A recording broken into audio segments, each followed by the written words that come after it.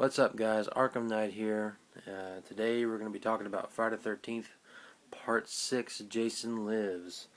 Got a little funny story with this one, but I'll get into that in a sec. This movie, last one was pretty bad.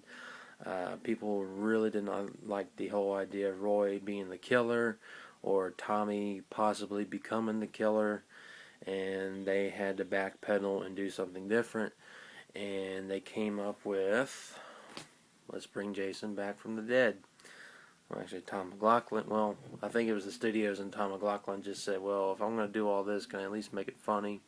And they said, you can, just as long as you don't make fun of Jason. And out of all the Friday the 13th films so far, pretty much up to this point, and probably up until maybe Freddy vs. Jason, is, in my opinion, the best written Friday the 13th film there is. I really like what Tom McLaughlin did with the whole Tommy Jarvis character, the resurrection. He was trying to go for Frankenstein, and I think he succeeded. He actually said in one interview saying that you can watch the movie in black and white and feel like the old Universal Monster movies. And I actually did watch it in black and white a couple weeks ago. I was just in an itch to watch this movie, and it's pretty cool. Yeah, of course, I love the color version, but if you're curious, yeah, check it out with the black and white. It's pretty cool looking. This is where it all started for me.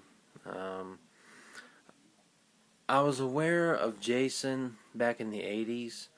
I was aware of some guy in a hockey mask killing people, and that was my dog. Sorry about that. But I never watched a Friday the 13th film from start to finish.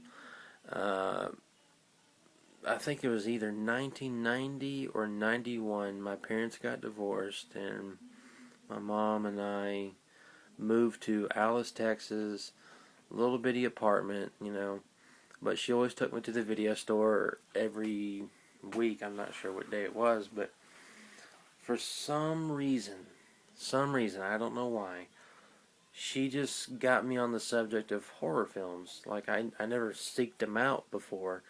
And she just flat out asked me, do you want to see a horror movie? And I said, sure, what is that? She explained it to me what it was. I said, sure, I'll try it. And we get to the video store, and we go down the horror section, and she says, pick one out. And I remember, clear as day, looking at all of them. I remember seeing some guy with a razor glove, didn't know what that was. And then I saw Jason Lives, Part 6, cover. Headstone with the little hockey mask shadow lights with the little blue around it. That cover drew me in. I wanted to know what on earth was this. And she even said, oh, that's a good one. So she's seen it before. And we rent the movie, we get back to the apartment, and she says, okay, go in your room, go watch it. What? And I was like, what, 5 to 6 years old? I have no idea why my mom did that. But ever since then, never been the same again. I became a fan. It gave me the Jason bug, and it made me want to go back and watch the other ones, and watch Halloween, Nightmare on Elm Street, and whatever other obscure horror titles there was in the movie store. And I keep on fixing my hair while I'm talking. I don't know. I guess I just have to move my hands. But anyway, yeah. But getting back on this film, movie picks up right, with Tommy Jarvis and a buddy of his from the institution driving down the road. In this movie, you don't get like a flashback of recap what happened in the other ones. It just shows them driving down a dark road. There's a hockey mask in the back of the truck bed. There's shovels. There's a can of gas. And Tommy Jarvis says, I want to see Jason sent back to hell. That will make the hallucination stop. Rorschach, that's what I call him, everybody does, makes a comment saying they're going to kill us when they get back at the institution. So we get a little taste of, okay, he was an institution, now he's out, and you're up to speed. You don't need any other recap, in my opinion anyway.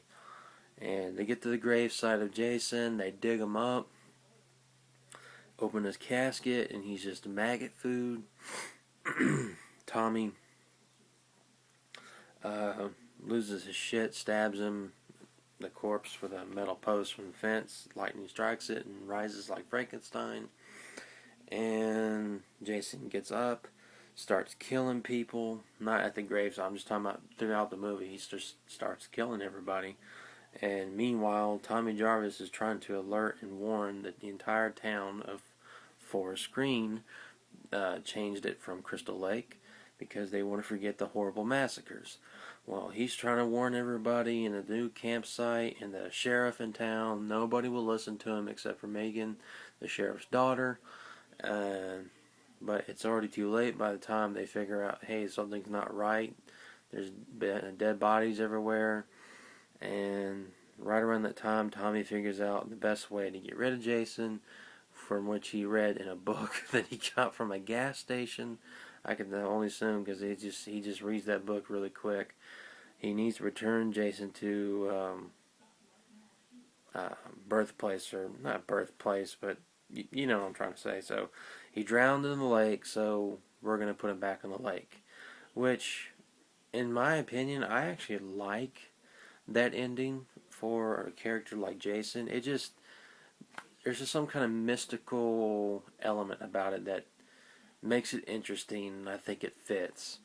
I mean, you already got a mystical character that's back from the dead. Literally, he's a rotten corpse, and he's killing people, so you might as well go all the way with it.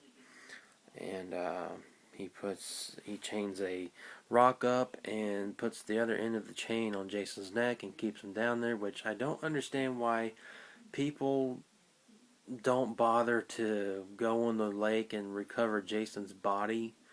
Nobody covers for bodies in these waters. For some reason, I don't get it.